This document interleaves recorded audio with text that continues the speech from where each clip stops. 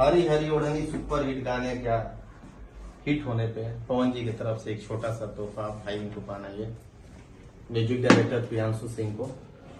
मेरा भाई ऐसे ही नाम कमाओ, खूब आगे बढ़ो, मस्त रहो एकदम।